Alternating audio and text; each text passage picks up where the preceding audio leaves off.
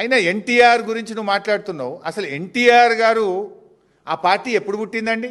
రాజీవ్ గాంధీ గారు మన ముఖ్యమంత్రి అంజయ్య గారిని అవమానిస్తే కదా తెలుగువారి ఆత్మగౌరవ నినాదంతో పుట్టింది ఆనాడు తెలుగుదేశం పార్టీ.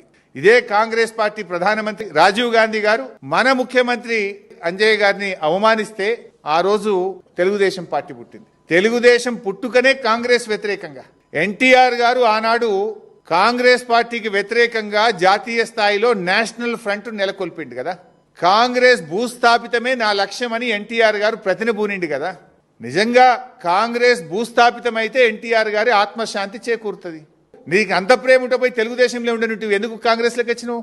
నువ్వు ద్రోహివి నిజంగా చెప్పాలంటే. ఇవాళ తెలుగుదేశం నుంచి బయటకు వచ్చి నువ్వు ద్రోహం చేసినావు కాంగ్రెస్ తెలుగుదేశానికి. ఇవాళ నువ్వు ఎన్టీఆర్ గురించి మాట్లాడే అర్హత ఉందా?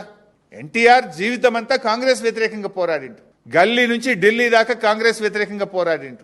ఆ ఎన్టీఆర్ గారు ఎప్పుడు ఆత్మశాంతి చేకూరుతుందంటే కాంగ్రెస్ ఈ రాష్ట్రంలో భూస్థాపితమైతే ఎన్టీఆర్ గారి ఆత్మ మనశ్శాంతి జరుగుతుంది.